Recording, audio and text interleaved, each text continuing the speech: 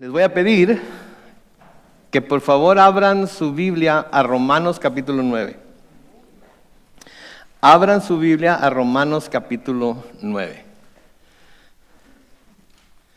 Cuando encuentren esa porción de la Escritura, por favor dicen amén. Wow, rapidísimos todos, ¿verdad? Romanos capítulo 9. Y vamos a orar una vez más antes de comenzar con el estudio. Bendito Padre Celestial, gracias Señor por permitirnos estar aquí reunidos una vez más, habiendo adorado tu nombre, Señor, habiendo exaltado el nombre de Jesús, habiendo todos juntos con un mismo sentir y un mismo corazón, Padre Santo, darte el honor que tu nombre merece. Ahora nos sentamos, por así decirlo, a tus pies, pidiendo que nos enseñes las cosas que quieres que aprendamos hoy. Te pedimos que tu Espíritu Santo sea quien nos enseñe a través de tu siervo y que yo mengue, Señor, y sea Él el que dé las instrucciones que Él quiere que recibamos todos aquí colectivamente en esta mañana. Te damos la honra, la gloria y la alabanza por todo lo que has hecho, por lo que estás haciendo a través de nuestro estudio de este libro y por lo que todavía estás por hacer, Señor, que sabemos que será glorioso, grandioso, maravilloso y bendecido para todos nosotros. Gracias, Señor, en el nombre de Cristo Jesús. Amén. Muy bien, pues seguimos hoy en nuestro estudio del capítulo 9 de la epístola de Pablo a los Romanos. La semana pasada vimos los primeros 5 versículos y en esos 5 versículos hablamos acerca del celo que Pablo tenía, el deseo que Pablo tenía de alcanzar a sus hermanos judíos, a su raza judía para Cristo. Pablo se sentía muy triste de que ellos no tuvieran en su corazón el deseo de acercarse a él, de hecho que lo rechazaran. Una de las cosas que nos deja saber en los primeros 5 versículos del capítulo 9 son las cosas, o los privilegios que Dios había dado a los israelitas. Noten que dije a los israelitas y no a los judíos necesariamente. Dios les había dado una serie de privilegios a los judíos, a los israelitas. Los vamos a intercambiar el nombre un poco. Sí, que para muchos y para nosotros también podríamos decir, bueno, si Dios les dio todos esos privilegios, ¿por qué entonces no aceptan a Jesús como su Mesías? Sí, entonces tenemos que hablar de esos privilegios que Dios les había dado para entender lo que Pablo está haciendo aquí. Una de las cosas en las que nos tenemos que fijar bien es que a través del capítulo 9, 10 y 11 de Romanos, Pablo se está refiriendo casi exclusivamente al pueblo de Israel. Eso es muy importante porque vamos a hablar de la elección de parte de Dios. Ya hemos hablado anteriormente de la predestinación y vimos que sí, de hecho somos predestinados, pero vimos a qué somos predestinados. Ahora vamos a hablar acerca de la elección. ¿Qué quiere decir la elección de Dios? Porque hay quienes dicen que Dios ya eligió a quienes van a ser salvos y a quienes van a ser condenados por una eternidad. Hay quienes tienen esa doctrina de la elección, de que ya predestinó a ciertas personas para salvación y ciertas personas para condenación. Bueno, pues tenemos que preguntarnos si eso es en realidad lo que dice la Biblia. Hoy, al ver la doctrina, parte de la doctrina de la elección, vamos a ver que Pablo la está aplicando aquí específicamente a los israelitas. Ahora, dentro de esas aplicaciones a los israelitas, hay aplicaciones para nosotros como la iglesia, como lo vimos la semana pasada también. Pero tenemos que tener mucho cuidado de distinguir qué aplicación es para los israelitas, qué aplicación también es para la iglesia.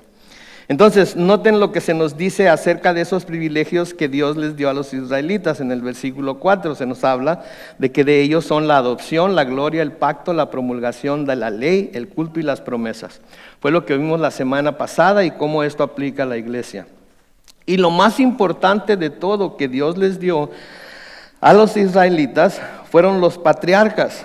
¿Por qué los patriarcas? Porque noten el versículo 5, de ellos, de los israelitas, son los patriarcas.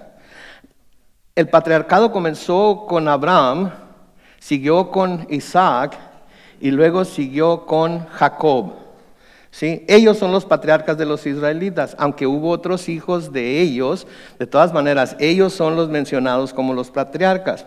Y de ellos, de los patriarcas, desde el punto de vista humano, vino Cristo, el cual es Dios sobre todas las cosas, bendito sea por siempre. La iglesia dice, amén. Entonces, Este último parte que leímos aquí en el versículo 5 es el contexto en el que debemos de ver los versículos que siguen.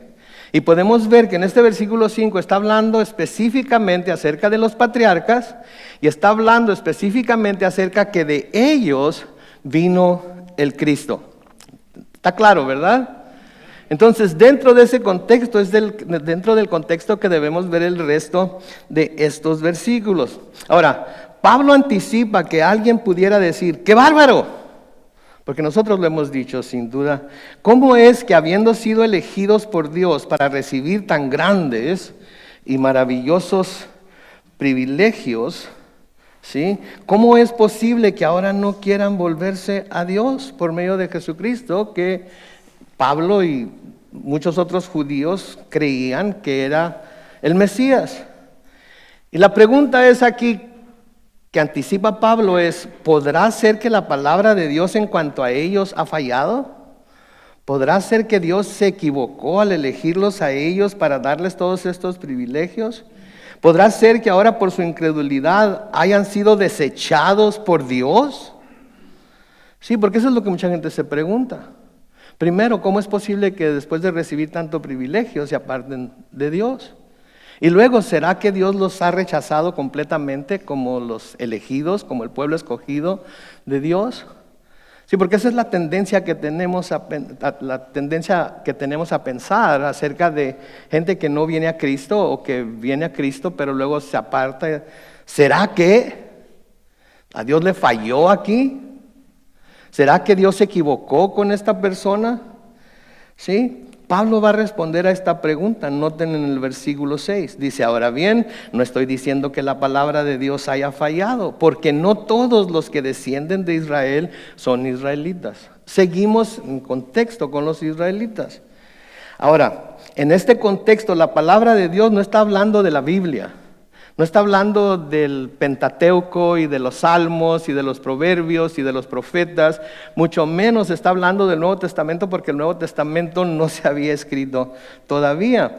Pablo se está refiriendo aquí a las promesas que Dios les hizo a los israelitas como la palabra de Dios, la palabra que les dio a ellos. O sea, lo que está diciendo Pablo aquí, no, la palabra de Dios no ha fallado. ¿Sí? La palabra de Dios no ha fallado. No porque ellos no crean quiere decir que el plan de Dios ha fallado. ¿Entienden eso? No porque ellos no crean quiere decir que el plan de Dios ha fallado. No porque nuestros familiares no crean quiere decir que el plan de Dios ha fallado. No porque nuestros hijos no crean quiere decir que el plan de Dios ha fallado. El plan de Dios es proveer salvación para todo ser humano. Pero el hecho de que algunos rechacen ese plan, el hecho de que algunos rechacen esa oferta de perdón y vida eterna, no quiere decir que la palabra de Dios ha fallado. ¿Por qué? Porque el hecho de recibir la palabra de Dios no quiere decir que la gente la va a aplicar a su vida. La puede oír, la puede asentir con ella, puede decir amén a ella, pero no quiere decir que la va a aplicar a su vida. Todos vamos a la iglesia, los que vamos a la iglesia, y vamos con el propósito de aprender más acerca de Dios, aprender más acerca de su palabra, y escuchamos lo que se está enseñando, escuchamos los sermones en donde se predican sermones como tales, y a menudo hasta decimos amén a lo que se está diciendo. Pero luego nos levantamos de nuestro asiento, salimos y nos vamos al mundo, por así decirlo, y nosotros tenemos que decidir en cada instancia si vamos a aplicar lo que aprendimos o no. Como se los he dicho muchas veces, Dios no va a obligar a nadie a hacer lo que Él está diciendo que se debe hacer. Entonces, Pablo de nuevo aquí en el versículo 6, no estoy diciendo que la palabra de Dios haya fallado, porque no todos los que descienden de Israel son israelitas.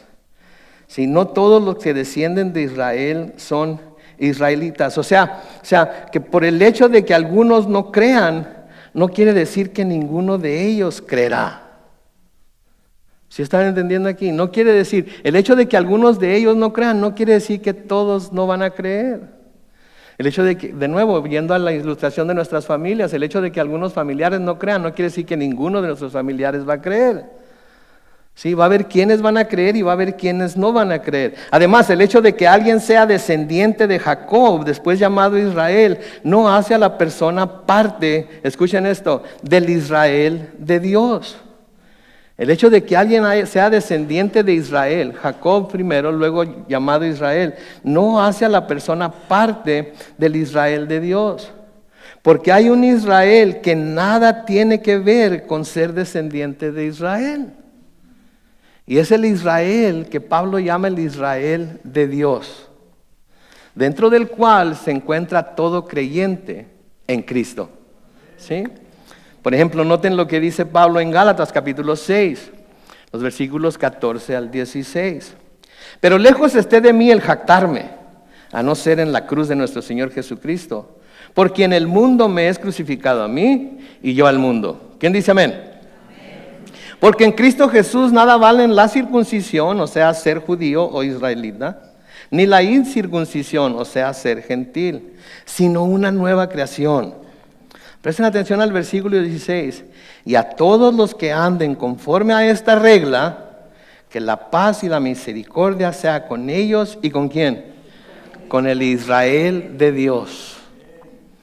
Quiere decir que no hay dos Israeles, pero hay un Israel que se le llama el Israel de Dios, de nuevo, que se compone de israelitas o judíos y gentiles, y hay un Israel que por descendencia son israelitas. Pero a lo que se está refiriendo a Pablo aquí es al Israel de Dios.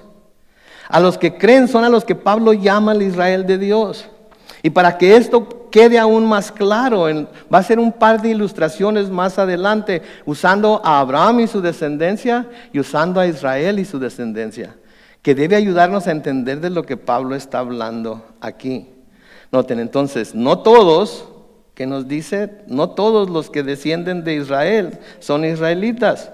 Versículo 7, ni todos los descendientes de Abraham son verdaderamente sus hijos, pues dice, tu descendencia vendrá por medio de Isaac. Tu descendencia vendrá por medio de Isaac. Entonces aquí va a ilustrar lo que él está hablando de que no todos los israelitas o no todos los que son descendientes de Israel son israelitas.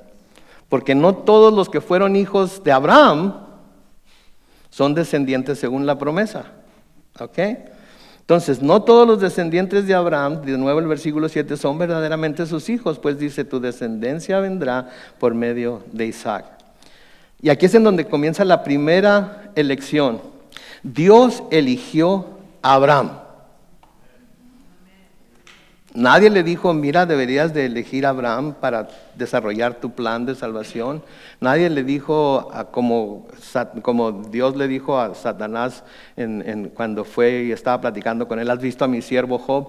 Nadie le dijo nada a Dios acerca de Abraham. Dios eligió a Abraham porque Él así lo quiso. Porque Él es soberano.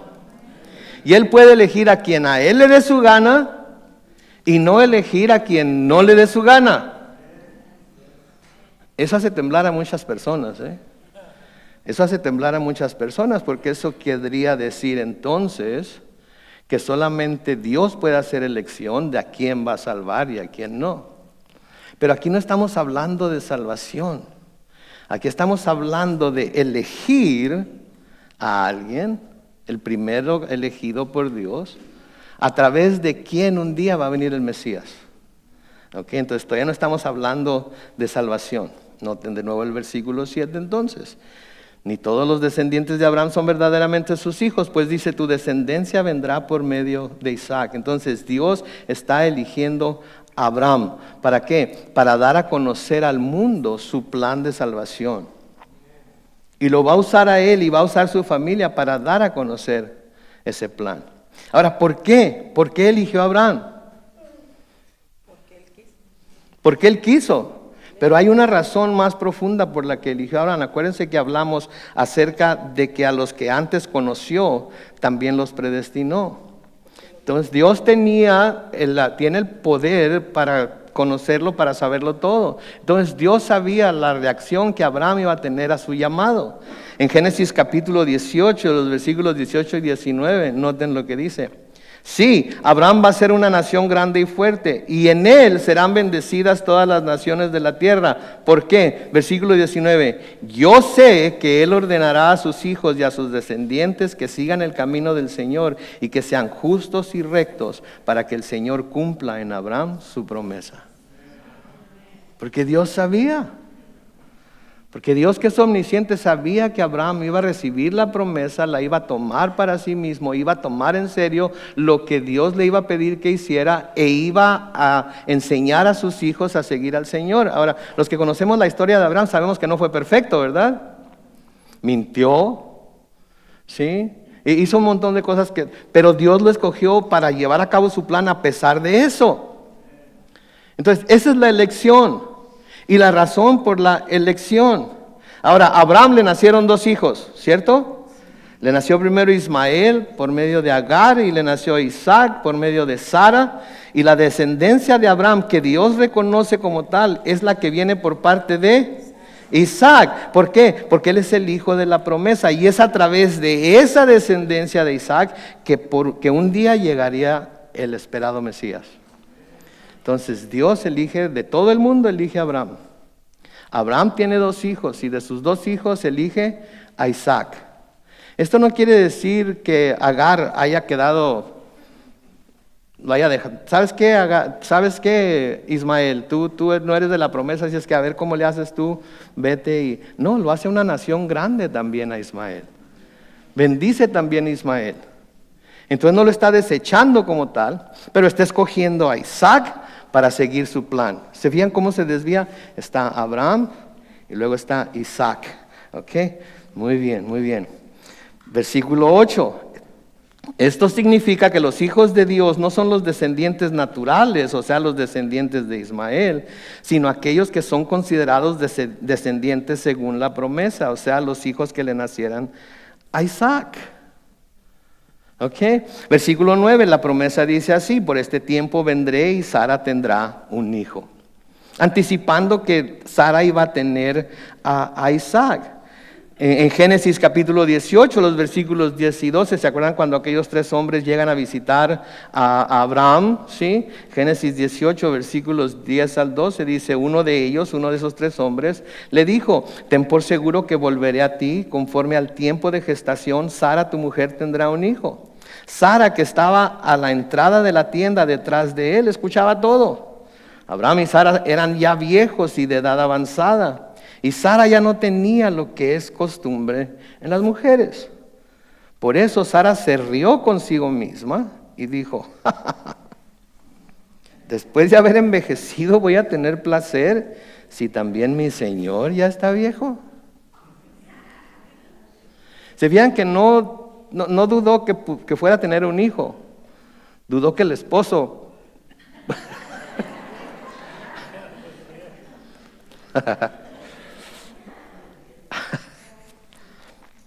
oh Dios, ¿verdad? Ya está viejo, ¿cómo le va a hacer?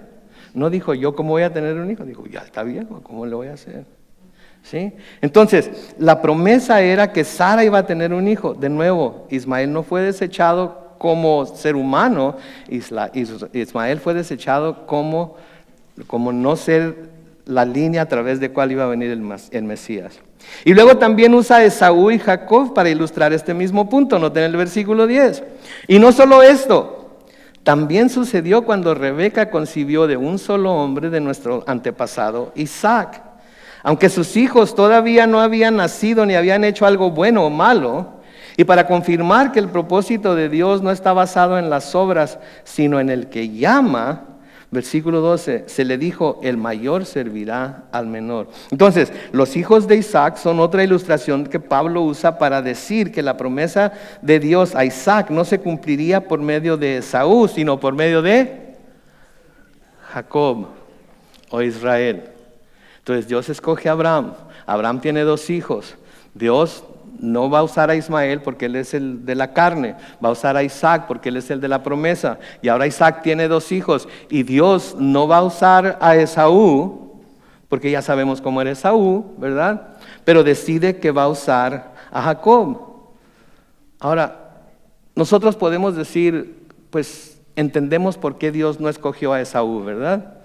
Vendió la primogenitura, estaba dado a hacer cosas que no debía hacer, etcétera, etcétera. Pero en realidad no nos debe molestar el hecho de que no haya escogido a Esaú.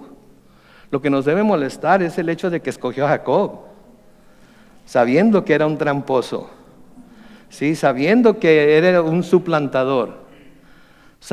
Entonces no nos debe extrañar, sí, pues entendemos por qué Esaú no fue rechazado, ¿verdad? Pero nos debe de dar también problemas el pensar en que escogió a Jacob, si sabemos cómo era Jacob. La verdad de las cosas es que Dios no tendría por qué escoger a ningún ser humano. ¿Están de acuerdo en eso? Ninguno de nosotros somos dignos de que seamos escogidos por Dios. Sin embargo, Él nos escoge, ¿sí? Y nos da lo que solamente Él puede dar, que es nuestra salvación, y nos santifica para que podamos estar con Él en el cielo. Entonces, de nuevo el versículo 11, hablando de los hijos de Isaac, aunque sus hijos todavía no habían nacido ni habían hecho algo bueno o malo, y para confirmar que el propósito de Dios no está basado en las obras, sino en el que llama, se le dijo, el mayor servirá al menor. Ahora aquí implícitamente se está diciendo que el menor es mejor que el mayor, ¿sí? Que el menor tiene más, es el preferido de su papá, va a ser el preferido de su papá. Ahora, los que son papás, no mientan, tampoco digan nada si tienen aquí a sus hijos, ¿ok? Hijos, no volteen a ver a sus papás cuando haga esta pregunta. Vean hacia enfrente, véanme a mí. Todos ojos acá enfrente como los maestros. Papás, ¿a poco no es cierto que tienen, a los que tienen más de uno, ¿a poco no es cierto que tienen un hijo preferido? No. Porque si dicen que no, están mintiendo. Y si dicen que sí, van a hacerse sentir mal a sus hijos. Mejor no digan nada. Nada más piénsenlo. Pero si son honestos, hay uno de sus hijos que favorecen sobre los demás. Hay uno de sus hijos que de alguna manera lo favorecen. Sienten que es más débil, sienten que necesita más cuidado, sienten que necesita más instrucción, sienten que necesita, qué sé yo. Pero a uno de ellos le ponen más atención que a los demás, sin que los demás, yo los quiero a todos por igual. Todos son iguales para mí. Pero los hijos saben. Los hijos saben. No me vayan a querer psicoanalizar, ¿ok? La psicología no funciona conmigo. Y mi mamá, si me estás viendo, lo siento mucho. Pero yo sé que tú favorecías a mi hermano más chico. Está bien traumado este pastor, qué bárbaro.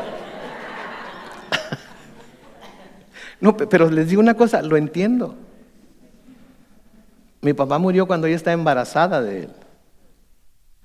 Cuando él nació, papá ya no estaba con nosotros. A ella le habían dado medicamento para calmarla porque a los 22 años quedó viuda. Y entonces estoy seguro que ella sentía que mi hermanito necesitaba más cuidado, porque yo soy el mayor. El mayor, ya saben que el mayor es el cuerudo, ¿no? Es el que lleva la carga. Y luego si somos hombres, somos los que llevamos el nombre de la familia, ¿verdad? Pero el chiquito, el bebé, ¿verdad? Y así le dicen, ¿verdad?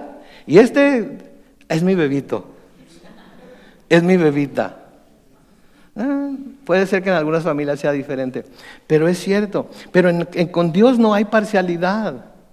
Dios no está hablando aquí de que rechazó a Esaú como individuo, ¿sí? Y Dios no está hablando aquí de que Esaú como individuo serviría a Jacob, porque esto nunca sucedió. ¿Sabían ustedes eso? Que Esaú nunca sirvió a Jacob. Como individuos nunca sirvió a Jacob. De hecho, Jacob estuvo dispuesto a someterse a Esaú y nunca le pidió a Esaú que se sometiera a él. Cuando Jacob vuelve a casa después de pasar 14 años con el tío Labán, ¿se acuerdan?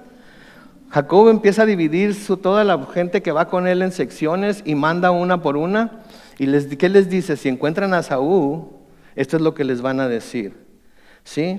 En Génesis capítulo 32, comenzando con el versículo 17, hablando de los grupos que organizó, dice, al primero le ordenó, si mi hermano Esaú te encuentra y te pregunta, ¿quién es tu amo? ¿A dónde vas? ¿Para quién es esto que vas arreando? Porque mandó ganado. Respóndele, ¿es un presente de quién?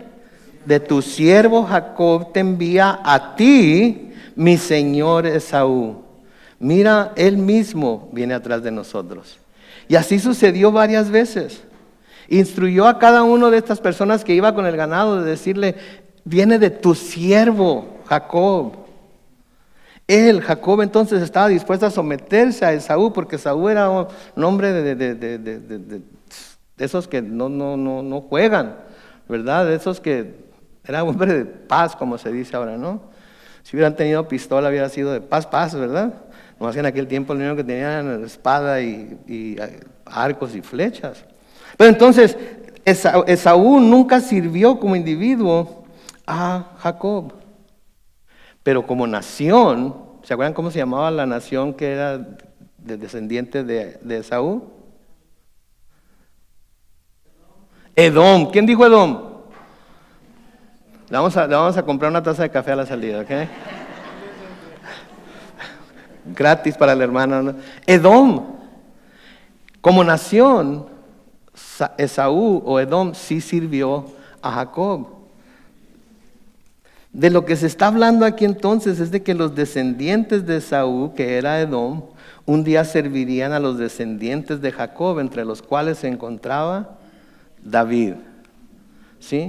En Primera de Crónicas capítulo 18, los versículos 12 al 13. Además de esto, Abisai, hijo de Zerullá, derrotó en el valle de la Sal a 18,000 edomitas. Y puso una guarnición en Edom y obligó a todos los edomitas a servir a David, pues el Señor daba el triunfo a David por donde quiera que éste iba. Entonces, Esaú nunca sirvió a Jacob, pero los descendientes de Esaú, Edom, sí sirvió a los descendientes de Jacob, la casa de David. ¿Se dan cuenta? ¿Por qué les estoy diciendo esto? Para que nos demos cuenta de para qué eligió Dios a cada uno. Y hasta ahorita la elección de Dios de Abraham, la elección de Dios de Isaac por encima de Ismael, y la elección de Dios de Jacob por encima de Esaú, lo único que tiene que ver es con el linaje del cual iba a venir un día el Mesías. ¿Sí? Un día el Mesías. Entonces, como está escrito, versículo 13, a Jacob amé, pero a Esaú aborrecí. Ahora, aquí es una de esas situaciones en la Biblia en donde tenemos que ver la palabra que se está usando y aplicarle el significado que tenía en el tiempo que se escribió y no el significado que tiene ahora. Porque aborrecer para nosotros, ¿qué quiere decir? Odiar. Te aborrezco. Para mí estás muerto, estás muerta. Eso no es lo que quería decir en el tiempo que se escribió. El significado de la palabra aborrecí aquí no es necesariamente el mismo significado entonces que nosotros le damos. Y por eso es importante de nuevo que entendamos el significado de las palabras en el tiempo que se escribieron. Porque si Dios está diciendo a Esaú aborrecí, da la impresión de que ¿qué? No me importas para nada. Y eso no es lo que quiere decir. ¿Sí? No lo van a poner en la pantalla, pero en Génesis 29 se habla acerca de Lea y de Raquel. Yo sé que se acuerdan de la historia, por eso no puse los versículos en la pantalla. ¿Sí? Pero a Lea la llama la menospreciada. La llama la menospreciada. ¿Qué quiere decir menospreciar?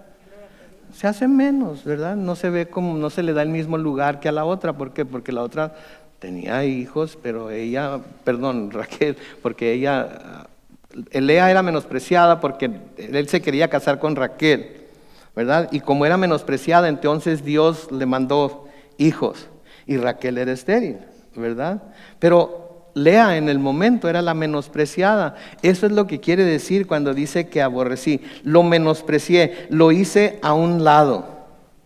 Entonces, en este caso, lo que quiere decir es que Esaú no estaba dentro de los planes de Dios con respecto a los planes de elección.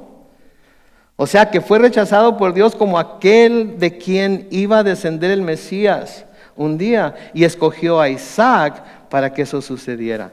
Sin embargo, Dios proveyó para el bienestar de Esaú. ¿Sabían eso? Dios proveyó aunque dice lo aborrecí, proveyó para su bienestar. En Génesis capítulo 27, los versículos 38 al 40, dicen: Esaú respondió a su padre cuando Jacob está bendiciéndolos. Esaú respondió a su padre: Padre mío, ¿acaso no tienes más que una sola bendición? Bendíceme también a mí, Padre mío. Y levantó Esaú el tono de voz y lloró. Versículo 39, entonces Isaac su padre le respondió así: tendrás tu habitación ¿en qué? En lo mejor de la tierra, y gozarás del rocío de los cielos de arriba. Vivirás gracias a tu espada y servirás a tu hermano, y una vez que te hayas fortalecido, te quitarás del cuello su yugo. Ya vimos cuándo sirvió a su hermano. Y si seguimos esa historia, vemos que cuando Edom se fortaleció, se quitó el yugo de la casa de David, estableció su propio reino y puso su propio rey. Todo ello, ¿para qué? Para dejarnos saber que cuando dice aborrecí, no quiere decir deseché y no le voy a dar nada, él queda fuera completa. No, era simplemente no lo eligió para ser parte de la descendencia o para ser uno de quienes el Mesías iba a venir.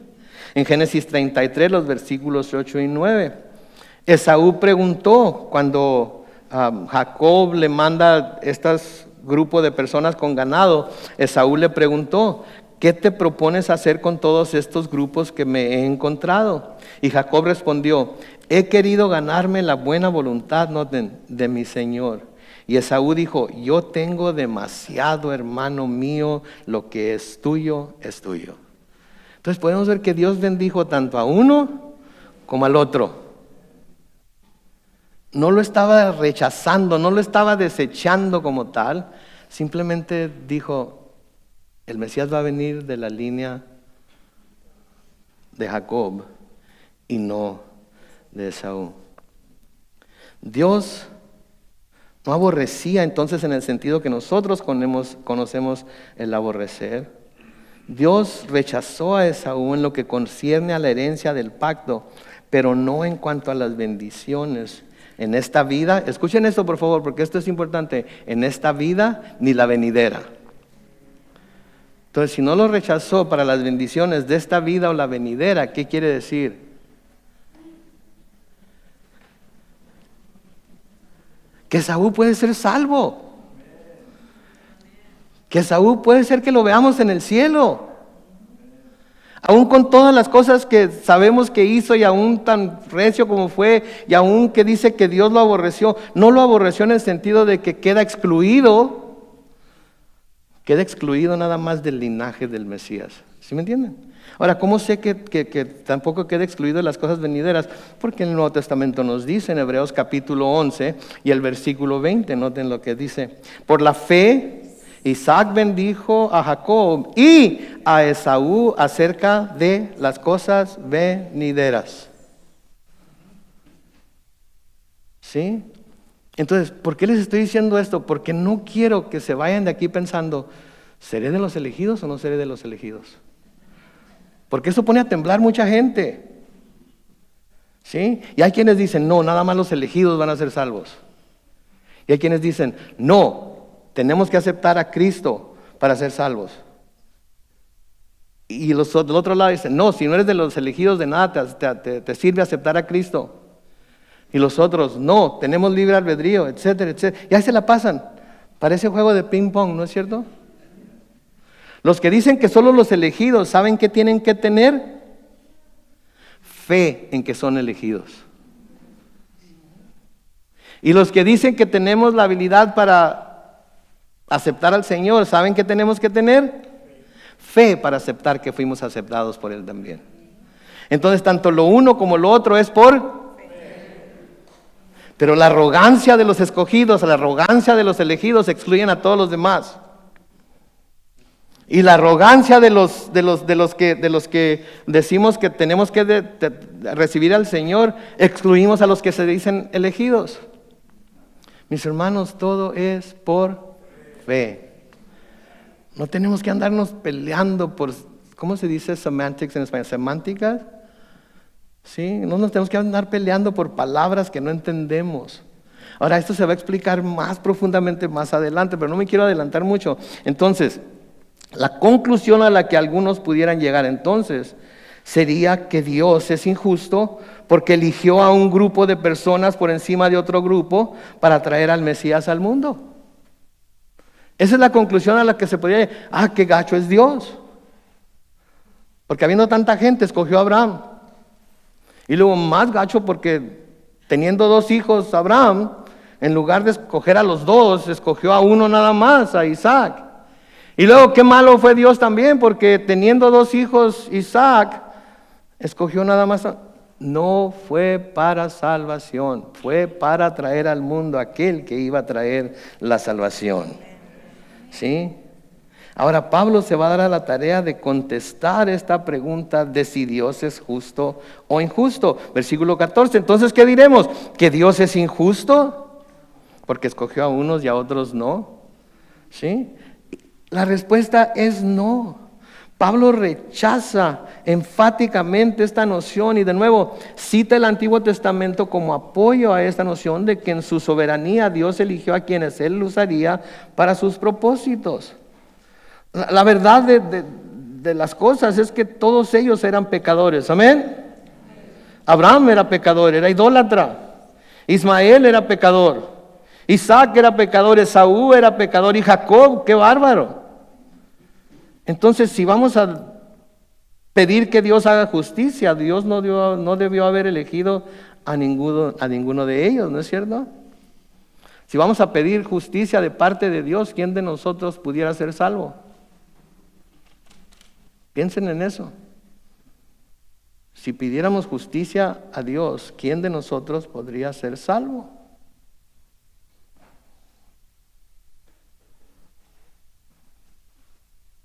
Nadie. Gracias a Dios que no se basa en su justicia, ¿verdad? Gracias a Dios que cometió la injusticia de enviar a su Hijo Jesucristo a morir por nosotros para que nosotros podamos ser hechos la justicia de Dios. Y es la fe en ese acto de sacrificio que nos salva. Es la fe en ese acto de sacrificio que nos salva.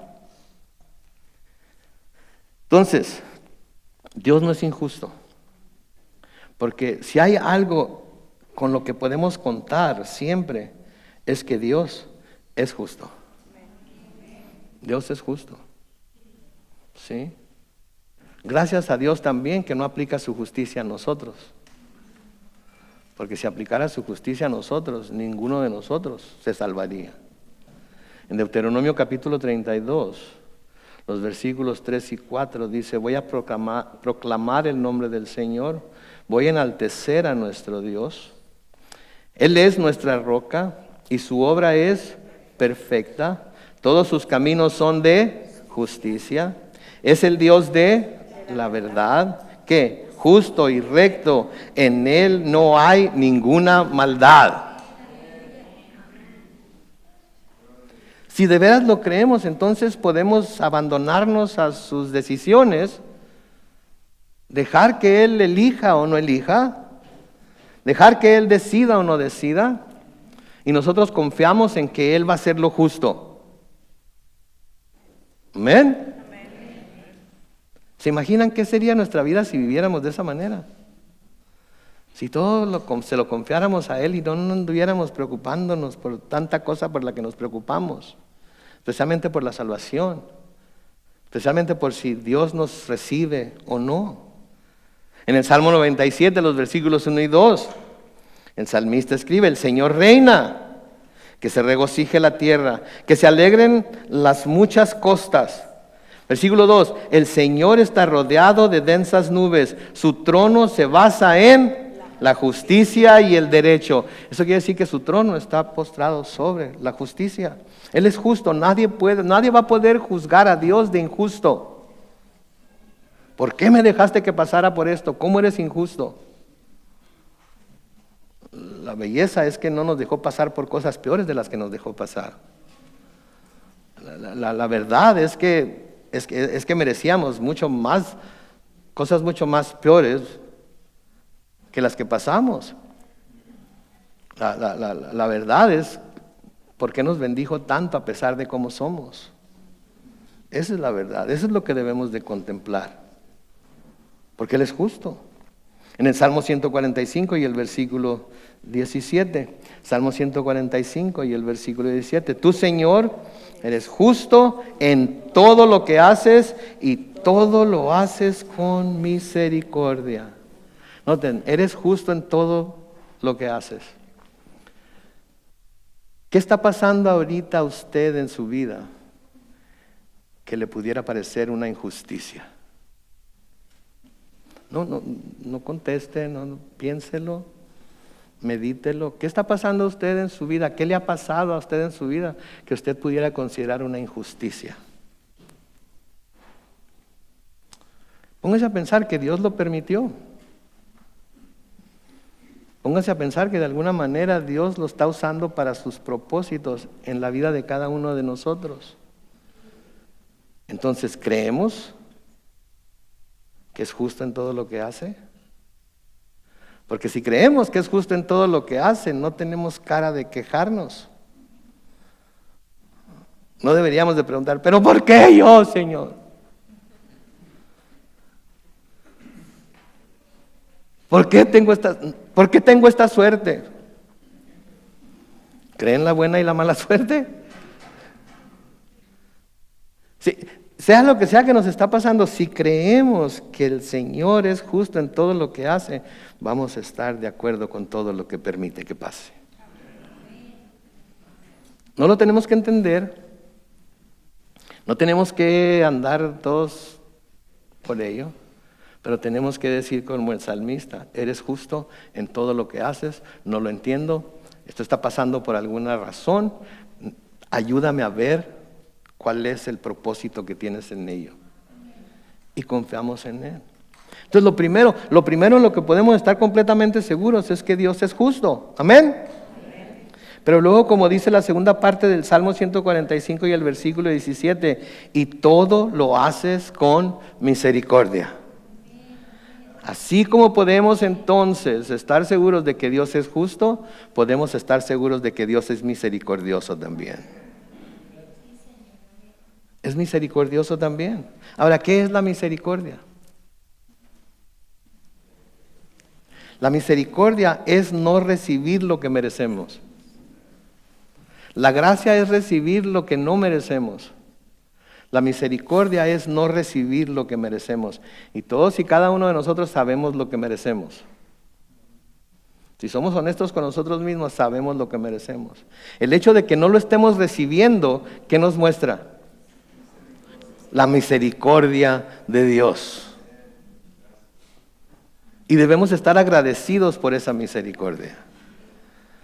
Porque Dios sabe que somos polvo. Dios conoce nuestras debilidades. Dios sabe nuestras fallas, nuestros fracasos, y todos los tenemos, no podemos decir que no. Y aún así, nos ama, nos cuida, nos guía, provee, etcétera, etcétera. Y todo ello es producto de su misericordia. Por eso en el versículo 15 dice, porque Dios dijo a Moisés, tendré misericordia del que yo quiera y me compadeceré del que yo quiera. Otro de esos versículos que como que lo hacen sudar a uno, ¿verdad? Señor, y a mí me vas a mostrar tu misericordia también. A mí sí me vas a mostrar tu misericordia, ¿verdad? Yo soy de los que quieres mostrarle tu misericordia, ¿verdad? Yo soy de los que puedo esperar recibir tu misericordia, ¿verdad? Yo sé que fulano de tal no merece tu misericordia, pero yo sí lo merezco, ¿verdad? Yo sí hago lo suficiente como para que seas misericordioso conmigo, ¿verdad? Él decide. Él es soberano. Y Él es justo. Y Él es misericordioso. Qué combinación tan tremenda, ¿no? Que por un lado tenga que ser perfectamente justo y por el otro lado perfectamente misericordioso también. ¿Se dan cuenta del Dios al que servimos? Por eso nos conviene estar en Cristo, delante de Él. Porque así la justicia de Dios ya fue cobrada sobre Él en la cruz. Y por ello la misericordia de Dios puede ser mostrada a nosotros.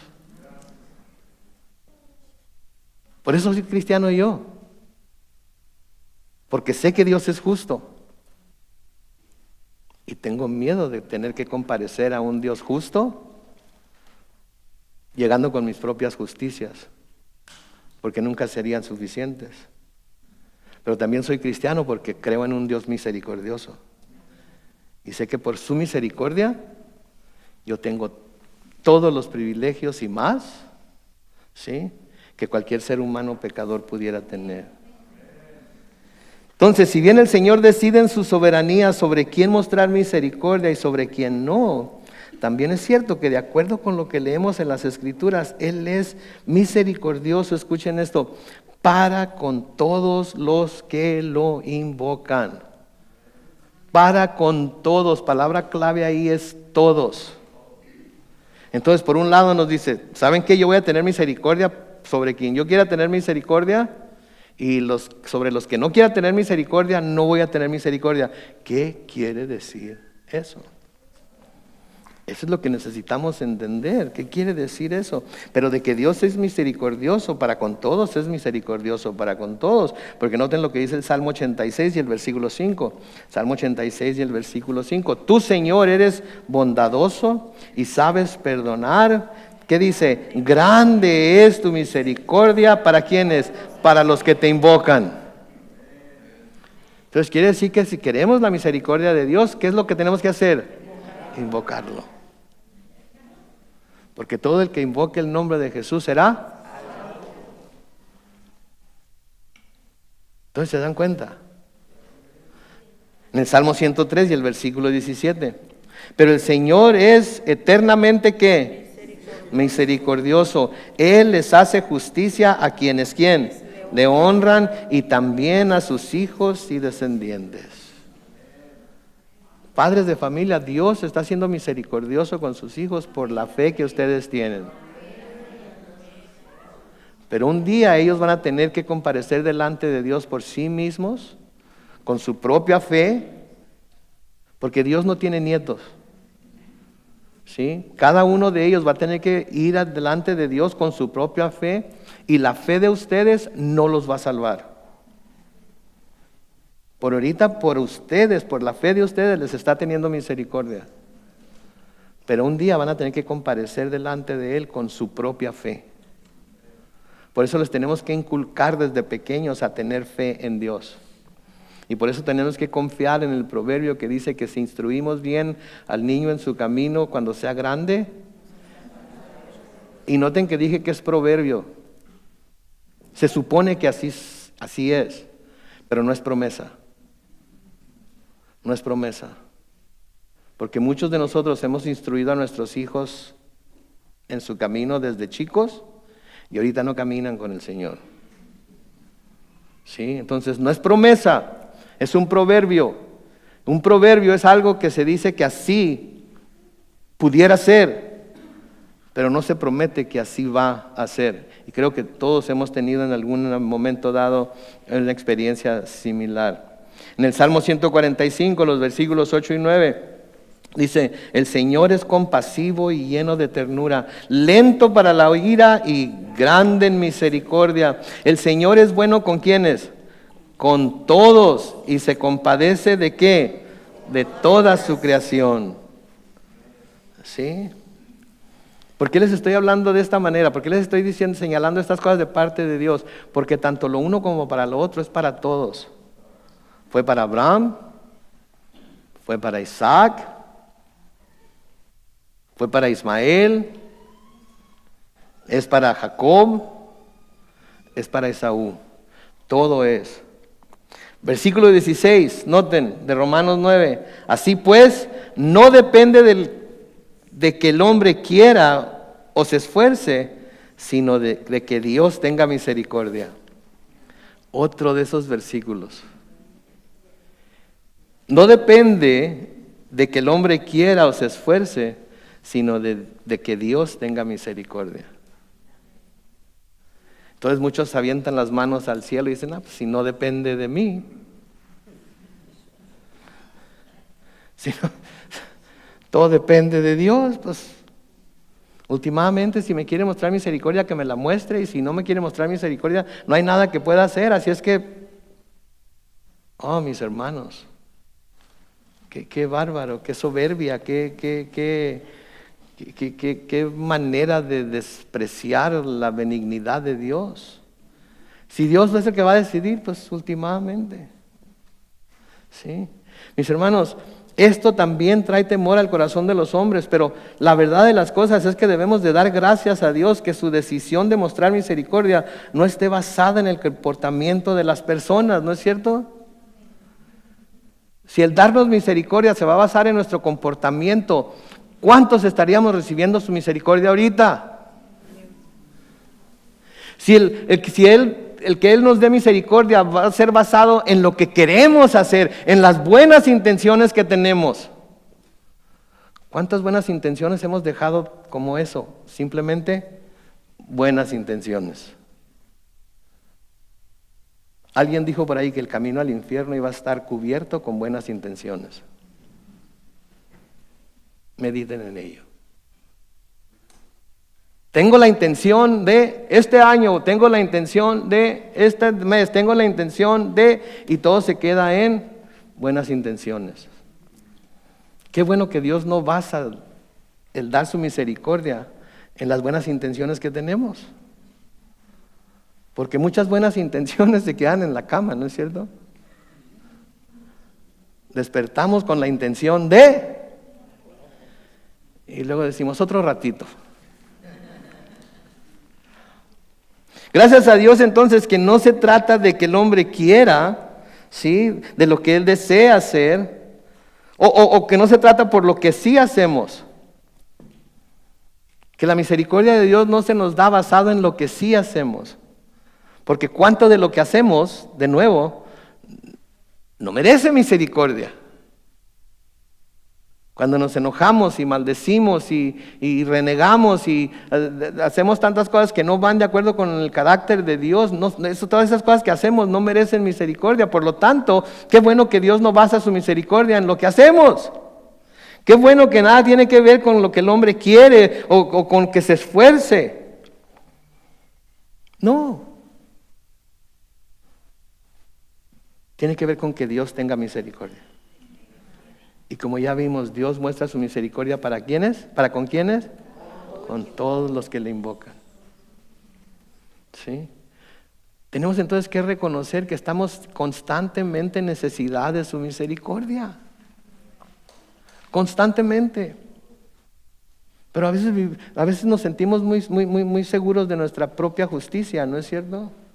Y usamos términos cristianos para decir es que no estoy confiando en mi propia justicia, estoy confiando en la justicia de Cristo impuesta sobre mí. Qué bueno. Qué bueno. Pero de nuevo, si así fuera, viviríamos libres de toda condenación, viviríamos libres de sentir cualquier culpa, viviríamos libres de dudas en cuanto a si somos salvos o no, porque estamos 100% confiando en la justicia de Cristo.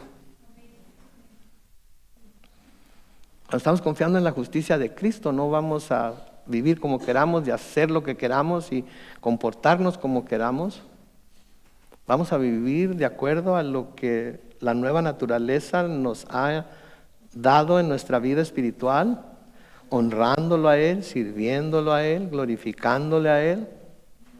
Y en donde fallamos, porque fallamos, amén. Y en donde fallamos, confiamos en que su justicia va a ser impuesta a nosotros, va a ser impuesta a nuestra cuenta, y que su misericordia va a ser dada a nosotros. Entonces, gracias a Dios que su decisión de mostrar misericordia no está basada en el comportamiento de la persona. Está basada en que Él dé misericordia. Y nosotros tenemos fe en que Él nos seguirá mostrando su misericordia. Amén. Porque todo es por fe. Todo es por fe. Con Dios todo es por fe. Entonces no tiene caso estar alegando de que si elección, predestinación, de que si libre albedrío, de que si yo tomo la decisión. Se tiene que mejor pensar, tengo que tener fe en el plan de Dios y en lo que Jesucristo hizo en la cruz por mí, y así puedo estar seguro de que tengo vida eterna. Porque ¿qué dice Juan? Estas cosas les he escrito para que crean en Él y para que sepan que tienen vida eterna. Entonces, mi oración es que todo esto que estamos estudiando aquí, aunque es difícil entender a veces los conceptos, venga a apaciguar nuestro corazón y venga a ayudarnos a poner toda nuestra esperanza y fe en Él. Y que cuando veamos cosas en la palabra de Dios que son difíciles de entender, que son difíciles de aplicar, nos demos a la tarea de, con el poder del Espíritu Santo y la sabiduría que solamente Él nos puede dar, buscar, escudriñar para saber qué es lo que se nos está diciendo.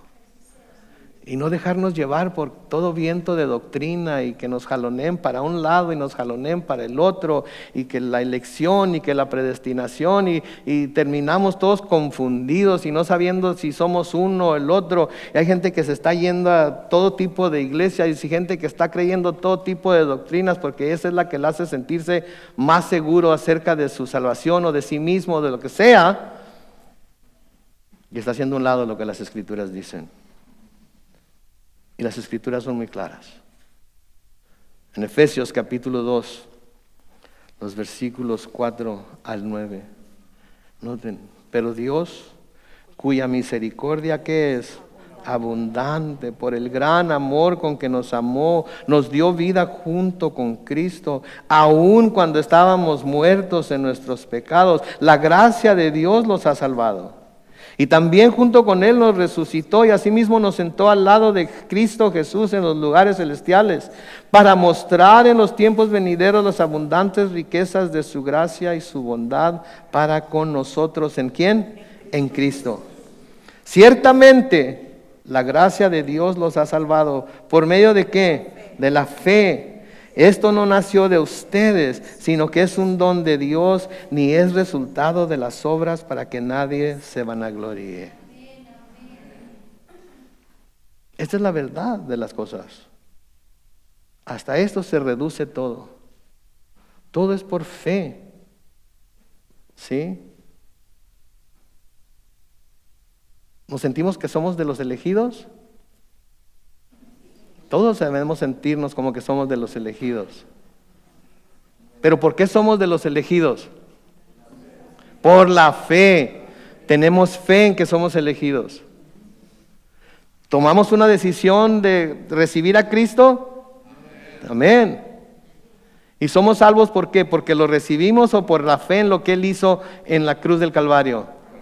Por la fe en lo que Él hizo. De un lado y de otro, todo es por fe.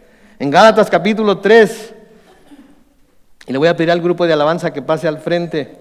En Gálatas capítulo 3, los versículos 26 al 29 dice: pues todos ustedes son hijos de Dios. ¿Por qué? Por la fe en Cristo Jesús. Porque todos ustedes, los que han sido bautizados en Cristo, están revestidos de Cristo. Y ya no hay judío ni griego, no hay esclavo ni libre, no hay varón ni mujer, sino que todos ustedes son uno en Cristo Jesús. Luego noten el versículo 29, y si ustedes son de Cristo, ciertamente son linaje de Abraham y según la promesa herederos. Yo no sé ustedes, pero por más que quiero confundirme, yo no me confundo. Porque está tan claro. Si alguien me pregunta, ¿eres de los elegidos? Claro que sí. ¿Cómo sabes? Por fe. Si alguien me pregunta, ¿ya recibiste a Cristo? Como Señor y Salvador para que pueda ser salvo? Claro que sí. Por fe, lo he recibido por fe, soy salvo. Todo es por fe, no por obras, para que nadie tenga de qué gloriarse. Cuando lleguemos delante del Señor, no decir, soy elegido, yo soy de los elegidos. Hey, acá los elegidos de este lado, por favor, vénganse para acá todos los elegidos.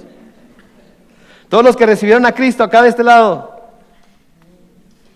Ayer hubo una campaña evangelística. Según me cuentan, muchos pasaron al frente. Pregunta, y esto no lo vamos a responder aquí ahorita. ¿Por qué pasaron? ¿Porque eran elegidos? ¿O porque el Señor, por medio de su Espíritu Santo, los movió a tener fe en Él? No, pero no contesten.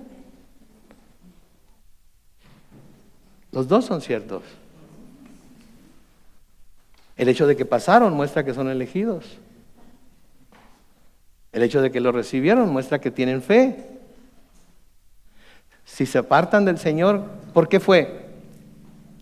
¿Porque no eran elegidos? Porque no tuvieron fe. Tanto el uno como el otro. Es por fe. Por fe, por fe, por fe. Amén. Oremos. Bendito Padre Celestial, te damos gracias, Señor, en esta mañana por tu amor, tu misericordia. Te damos gracias, Señor, porque sabemos que eres un Dios justo pero misericordioso. Te damos gracias, Señor, por la claridad de tu palabra en cuanto a la elección y para qué es la elección, en cuanto a la predestinación y para qué es la predestinación. Y aunque sabemos que hay dos campamentos y tanto el uno como el otro, Señor, a menudo están encontrados por lo que entienden y predican, Señor, te pedimos que nosotros no seamos confundidos, sino que tengamos la plena y completa convicción de que la salvación viene por medio de la fe, que es obra de tu gracia, que no es por obras para que nadie se gloríe. Gracias por la elección de cada uno de estos hombres que vimos aquí hoy. Gracias porque decidiste usarlos a ellos para un día traer a tu Hijo Jesucristo a la tierra, el Mesías que los judíos esperaban, pero que finalmente rechazaron. Gracias, Señor, porque nosotros lo hemos reconocido como el Mesías. Y gracias porque nos has dado la habilidad para creer que en Él podemos obtener la salvación de nuestras almas. Gracias, Señor, porque eres bueno, para siempre es tu misericordia. Gracias, Dios. Gracias te damos. En el nombre glorioso de Cristo Jesús. Y todos decimos, amén.